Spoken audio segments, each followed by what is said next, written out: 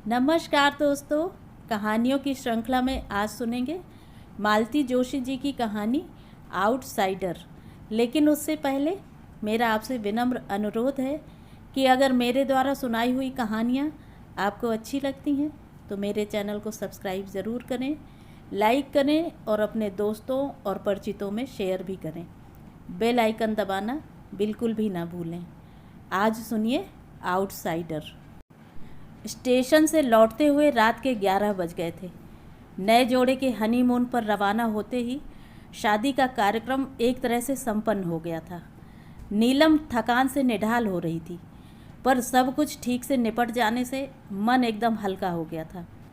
अब वह निश्चिंत होकर बिस्तर में दुबक जाना चाहती थी, पर जनता का इरादा कुछ और ही था। बच्चों को ज़बरदस्ती सोने के लिए भेजकर सबके सब ड्राइंग रूम में ही जम गए थे। थोड़ी देर बैठ लो ना दीदी, पूनम ने कहा। पिछले दिनों इतनी भागम भाग मची रही कि फुर्सत से बैठकर दो बातें भी ना हो पाईं। पम्मी ठीक ही कह रही थी। घर की इस आखिरी शादी में पूरा परिवार इकट्ठा हो गया था। सुदीप तो इतनी दूर कनाडा से आया था, पर कुशल क्षेम पूछने के अतिरिक्त उससे भी ज़्यादा बात करने का वक्त नहीं मिल पाया था। पूरे वक्त आपाधापी ही मची रही। अब जाकर थोड़ी फुर्सत मिली है तो इन लोगों के जाने की घड़ी भी पास आ गई है। पूनम 4 दिन बाद अपने ससुराल चली जाएगी। सुदीप भी अपने ससुराल वालों से मिलना चाहेगा। भला इतनी दूर बार बार आना कहाँ होता है। शादी के बाद पहली बार तो आना हुआ है। सुषमा भी तो अपनों से मिलने के लिए कुलबुला रही होगी। सोने का प्रोग्राम मुलतवी कर नीलम अपनी प्रिय कुर्सी पर बैठ गई। एक सुमीत को छोड़कर उसका पूरा परिवार उसके सामने था। सुदीप, सुजीत दोनों भाई, उनकी बहुएं सुषमा और अलका, बहन पूनम और उसके पति नरेश। अपने इसी परिवार के लिए वह पिछले 25 वर्षों से खटती आ रही थी। आज छोटे की शादी के साथ उसकी सारी जिम्मेदारियां पूरी हो गई थीं। वह अपने आप को बहुत हल्का और कृतार्थ अनुभव कर रही थी। तुम सब लोग आ गए, बड़ा अच्छा लगा। शादी में रौनक हो गई, उसने भाव विभोर होकर कहा। दीदी, हम लोगों को तो खैर आना ही था, पर असली रौनक तो बड़े भैया के आने से हुई है। पम्मी बोली, पिछली शादियों में वे नहीं थे तो बहुत बुरा लगा था, इस बार तो उसे आना ही था। घर की आखिरी शादी जो थी, नीलम ने कहा। अरे इसके लिए तो समधी जी से भी लड़ गई थी। साफ कह दिया था कि भाई साहब, जब तक बड़े का प्रोग्राम नहीं आता मैं शादी की तारीख तय नहीं कर सकती। घर की आखिरी शादी है, सबका होना निहायत ज़रूरी है। दीदी, तुमने मेरी छुट्टी का इंतज़ार किया, सचमुच बड़ा अच्छा किया, पर बार बार यह आखिरी शादी का जुमला क्यों रट रही हो। दीपू, मेरा मतलब इस जनरेशन की शादियों से था। तुम्हारी प्रिया तो अभी बहुत छोटी है। मैं प्रिया की शादी की बात नहीं कर रहा। तो दरअसल हम लोग, कहते कहते सुदीप चुप हो गया। सहारे के लिए उसने सुजीत और पूनम की ओर देखा। सुजीत ने तो संकोच से आंखें झुका लीं, पर पूनम तो हमेशा से बोल्ड रही है। झट बोल उठी।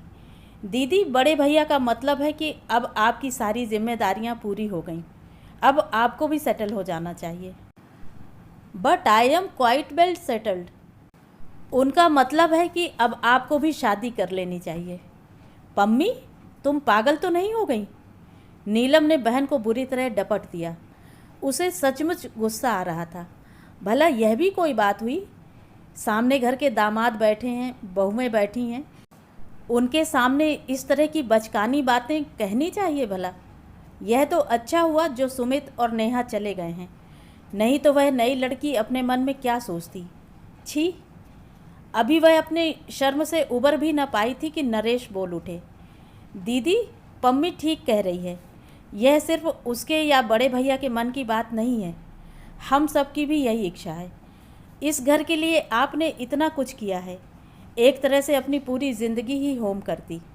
इसीलिए सब चाहते हैं कि अब आप भी इत्मीनान की ज़िंदगी, आराम की ज़िंदगी बसर करें। आप नहीं जानती कि अपनी गृहस्थी में रच बस जाने के बाद भी इन सब के मन में एक अपराध बोध पलता रहता है, एक कांटा सा हरदम चुभता रहता है। पम्मी तो पता नहीं कितनी बार कहती है कि काश दीदी का घर भी बस जाता तो मैं जी जाती। अब घर के दामाद को डांटा तो नहीं जा सकता, इसलिए फीकी हंसी हंसकर नीलम ने कहा, मैं तुम लोगों की भावना समझती हूँ नरेश, पर घर बसाने की भी एक उम्र होती है। होती क्यों नहीं, ज़रूर होती है, और आप अभी भी इस उम्र के दायरे में ही हैं। वो तो शुरू से आप सबकी गार्जियन बनी रहीं, इसलिए अपने आप को बुज़ुर्ग समझने लगीं। नहीं तो 45 भला कोई उम्र होती है। आप चाहें तो अब भी आपके लिए दर्जनों प्रस्ताव आ सकते हैं। नीलम ने कोई जवाब नहीं दिया। ऐसी बचकानी बातों का कोई जवाब भी क्या दे। उसने तो उसे महज मजाक समझा, पर वे लोग सचमुच दर्जन भर प्रस्ताव बटोर लाए थे। लगा कि छोटे की शादी का तो बहाना था। वे लोग शायद इसी अभियान के लिए इकट्ठा हुए थे। उन लोगों की गुपचुप खिचड़ी पकती रही और उसे कानों कान खबर तक ना हुई। उसे तो तब पता चला जब एक लंबी चौड़ी लिस्ट उसे थमा दी गई। फिर भी उसने इस बात को गंभीरता से नहीं लिया। केवल मनोरंजन के लिए वह पूरा ब्यौरा पढ़ गई थी। उसे हंसी भी आई थी और आश्चर्य भी हुआ था कि लोग कैसी कैसी विपरीत परिस्थितियों में भी शादी का शौक पालते हैं। उसे फुर्सत से विचार करने के लिए कहा गया था, पर सुदीप और सुषमा दूसरे ही दिन उसके कमरे में आ धमके। उन्हें शायद सबसे ज़्यादा जल्दी थी। कनाडा जाने से पहले वे सब कुछ तय करके जाना चाहते थे। उनके पीछे पीछे सुजीत भी आ पहुंचा। लगा कि दोनों भाई दल बांधकर उस पर हमला करना चाहते हैं। थोड़ी देर इधर उधर की बातें होती रहीं। फिर सुदीप ने एकाएक पूछ लिया, दीदी तुम्हें वह लखनऊ वाला प्रपोज़ल कैसा लगा? कौन सा? वो अवस्थी जी वाला? ना बाबा, शादी के तुरंत बाद नानी बनने का अपना कोई इरादा नहीं है। तो बरेली वालों को देख लेते हैं, सुषमा ने सुझाव दिया। उनके 2 ही बेटे हैं शायद, वे भी अभी छोटे हैं, और उन बेटों को भी वे हॉस्टल में रखने को तैयार हैं, सुदीप ने जानकारी दी। इसी को कहते हैं हिप्पोक्रेसी। इधर तो यह प्रचारित करेंगे कि हम सिर्फ बच्चों की खातिर शादी कर रहे हैं, और फिर उन्हीं बच्चों को हॉस्टल में ठूंसने को भी तैयार हो जाएंगे। ऐसे 2 मुँहे लोगों से मुझे सख्त नफरत है। जाने दो, बरेली वालों को गोली मारो।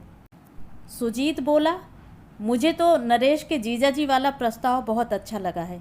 एक तो महाशय डिप्टी कलेक्टर हैं, दूसरे थोड़ा बहुत लिखने पढ़ने का शौक़ भी रखते हैं। He will be a perfect companion. उन्हीं की बात कर रहे हो ना, जिनकी लड़की ने आत्महत्या की धमकी दी है? अरे क्यों मेरे सिर हत्या थोपना चाहते हो? अरे इन धमकियों से कुछ नहीं होता दीदी। पम्मी की सास ने भी तो कहा था कि अगर ये शादी हुई तो मैं मिट्टी का तेल छिड़क लूँगी। पर क्या हुआ? कुछ नहीं। 2-4 साल मुंह फुलाए रहीं, अब सब ठीक चल रहा है। जीतू, किसी दिन फुर्सत मिले तो पम्मी से पूछना, ये 2-4 साल उसने कैसे काटे हैं। एक तो वह शुरू से ही दिलेर है, फिर प्यार का जोश भी था, इसलिए सब कुछ हंसते हंसते झेल गई है। वैसे भी कच्ची उम्र में सहना आसान होता है, पर इस उम्र में इतना तनाव मैं नहीं झेल पाऊंगी। 20 साल की उम्र से मैदान में खड़ी हूँ। परिस्थितियों से लड़ते लड़ते तंग आ गई हूँ, थक कर चूर हो गई हूँ। अब जाकर थोड़ा सुस्ताने की मोहलत मिली है। मैं इस मोहलत को भरपूर एंजॉय करना चाहती हूँ। यह मत समझना कि मैं तुम्हारी भावनाओं को समझती नहीं हूँ।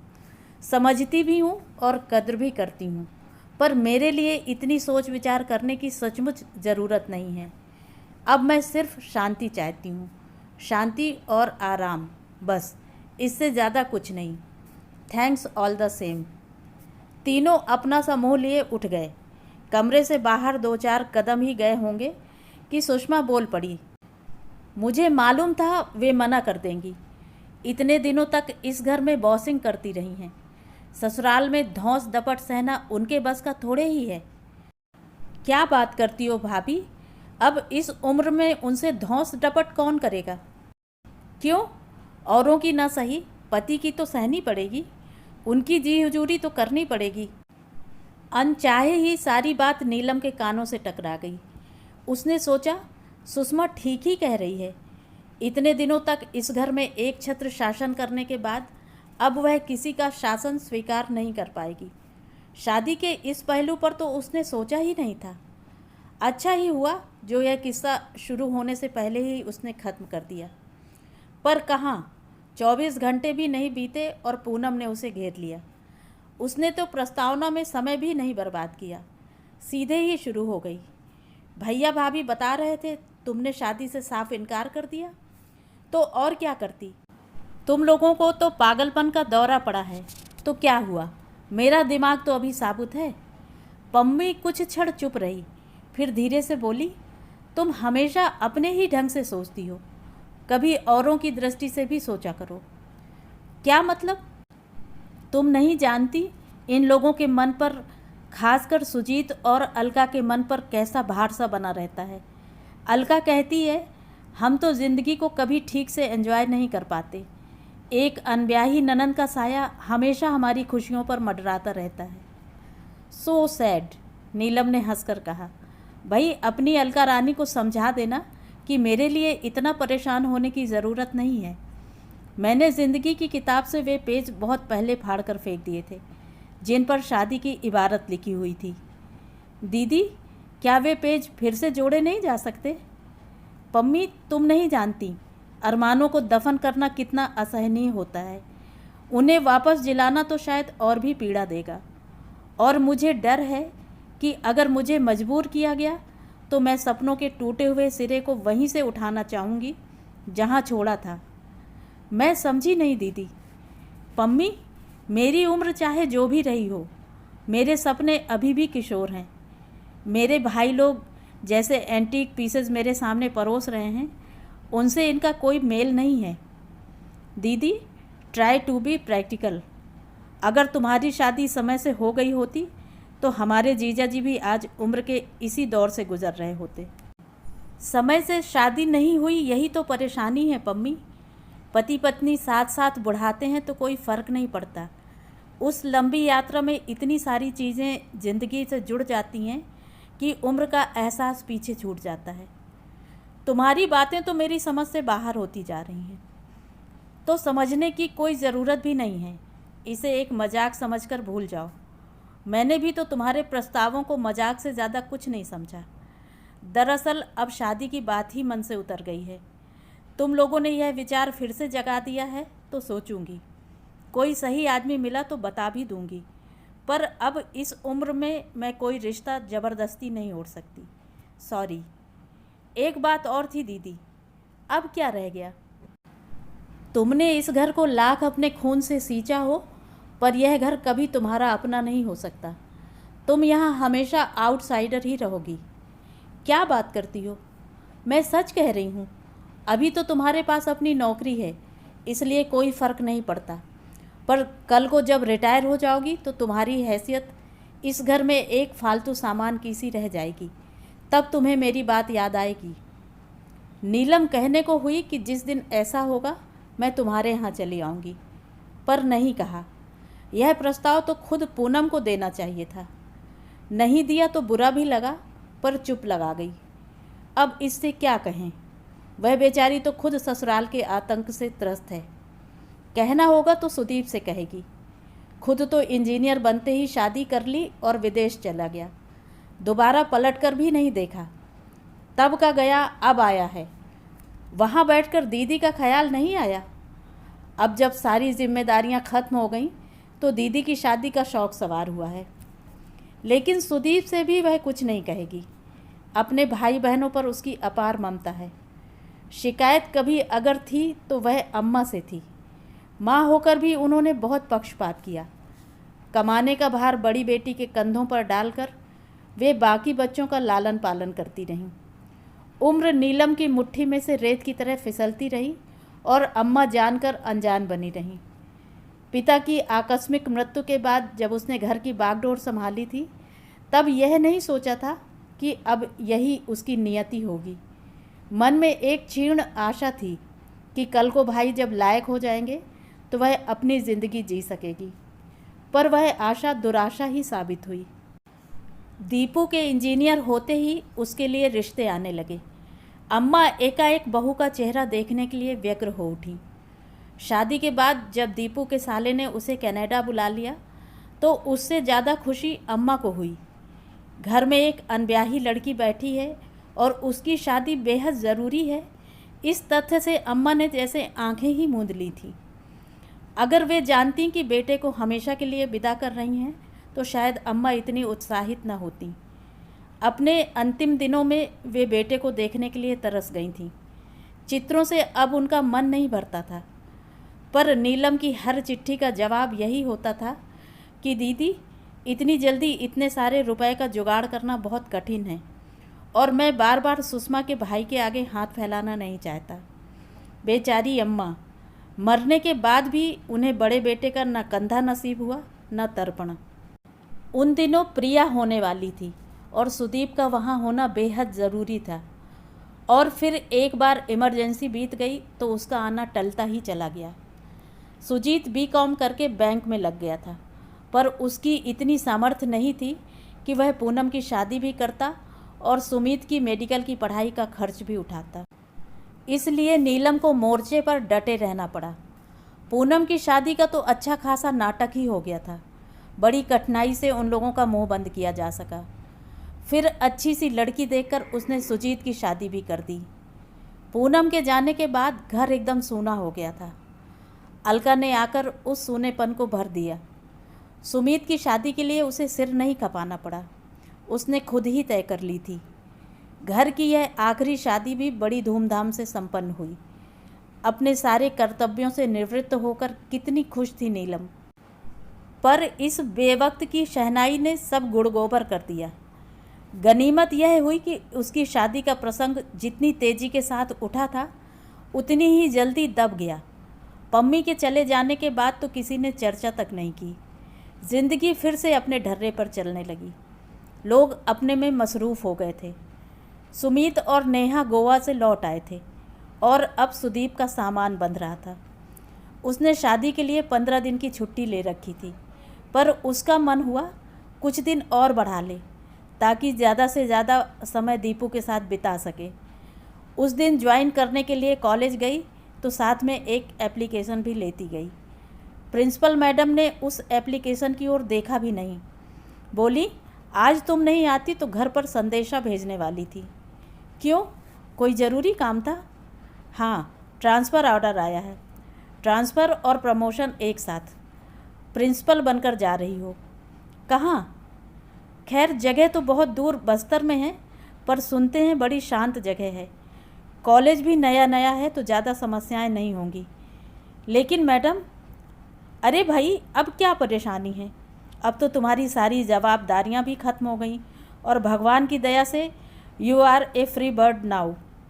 तुम्हें तो अब ऐसे चैलेंज खुशी खुशी स्वीकार कर लेने चाहिए, बल्कि आगे बढ़कर लेना चाहिए। सो तो ठीक है मैडम, पर मुझे नहीं लगता कि मेरे भाई लोग मुझे इतनी दूर जाने देंगे। देख लो, पर मुझे लगता है बार बार प्रमोशन रिफ्यूज़ करना ठीक नहीं है। मेरे ख्याल से यह तीसरी बार हो रहा है। मैडम फिर अपनी फाइलों में व्यस्त हो गई थी।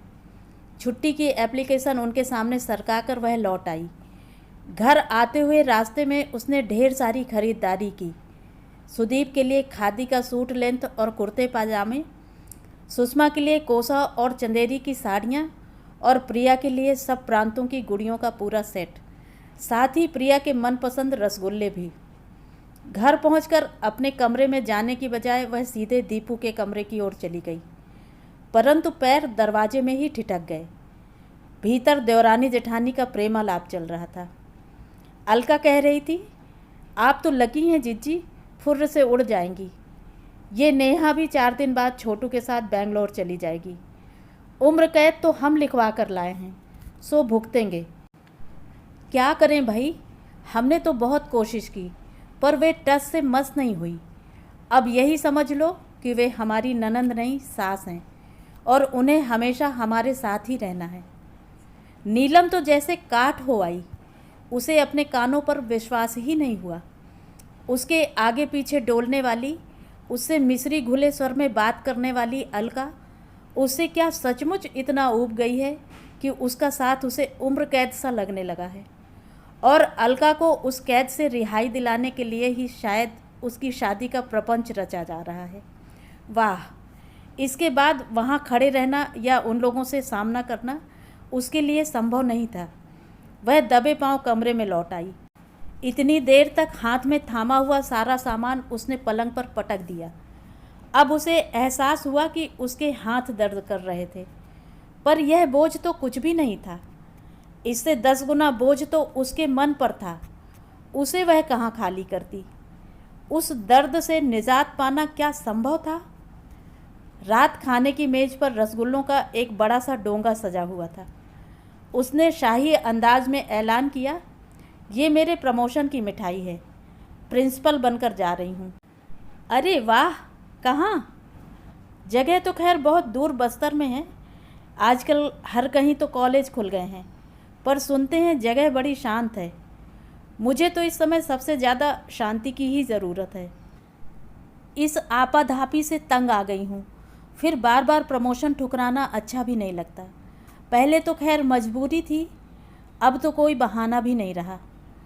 इस बात पर सभी एक मत थे।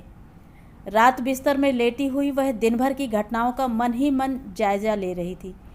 दोपहर में उसने प्रिंसिपल मैडम से कितने दर्प के साथ कहा था, मैडम, मेरे भाई लोग मुझे इतनी दूर नहीं जाने देंगे। पर कहाँ, किसी ने भी तो प्रतिवाद नहीं किया। पम्मी ठीक ही कह रही थी, बल्कि उसने तो रिटायरमेंट के बाद की बात कही थी। पर नीलम को लग रहा था कि घर में उसकी हैसियत अभी से किसी फालतू सामान की सी हो गई है। तो ये थी कहानी। कहानी आपको कैसी लगी कमेंट करके ज़रूर बताएं।